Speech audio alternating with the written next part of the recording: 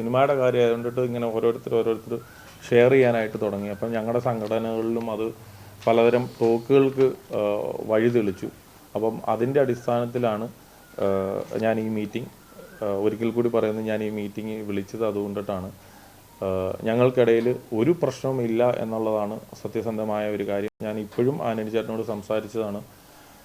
ഈ നാളെ ഒരു സിനിമ സമരം വന്നു കഴിഞ്ഞാൽ അതിൻ്റെ ഏറ്റവും മുന്നിൽ നിൽക്കുന്ന ഒരാൾ അല്ലെങ്കിൽ അസോസിയേഷന് വേണ്ടിയിട്ടിട്ട് അതിൻ്റെ അകത്തെ ഒരു നല്ല മെമ്പർ എന്നുള്ള രീതിയിൽ ആ അസോസിയേഷൻ എടുക്കുന്ന ഏത് തീരുമാനത്തിനൊപ്പം നിൽക്കുന്ന ഒരു മെമ്പറാണ് ആന്റണി പെരുമ്പാവൂർ എന്നുള്ളൊരു കാര്യം ഒരിക്കൽ കൂടി ഓർമ്മപ്പെടുത്തി അദ്ദേഹം എന്നെ വിളിച്ചപ്പോൾ. അപ്പം അങ്ങനത്തെ ഒരു പ്രശ്നമില്ല. സുരേഷ് ഏട്ടനും ഒരു പർപ്പസ്ഫുള്ളി ഒരു പറഞ്ഞ ഒരാളെ ഒരു ഇന്നൊരു ആർട്ടിസ്റ്റിനെ നോവിക്കാൻ വേണ്ടിയിട്ടോ അല്ലെങ്കിൽ ഇന്നൊരു ആർട്ടിസ്റ്റിനെ ബേസ് ചെയ്തോ ഒന്നും പറഞ്ഞതല്ല.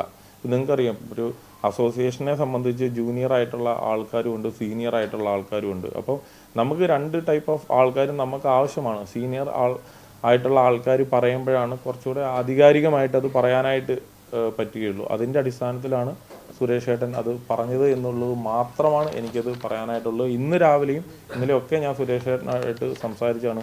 സുരേഷ് ഏട്ടൻ ഒരു ഇൻഡസ്ട്രീനെ മോശമാക്കാനായിട്ടോ അല്ലെങ്കിൽ ഒരു വ്യക്തിപരമായിട്ട് ആരെയെങ്കിലും വേദനിപ്പിക്കാനായിട്ടോ ഒന്നും പറഞ്ഞൊരു കാര്യമല്ല എന്നുള്ളത് ഒരിക്കൽ കൂടി ഒരു അസോസിയേഷൻ്റെ ഒരു പ്രതിനിധി ഒരു നിലയിൽ ഞാൻ നിങ്ങളെ അത് ഓർമ്മപ്പെടുത്തുകയാണ്.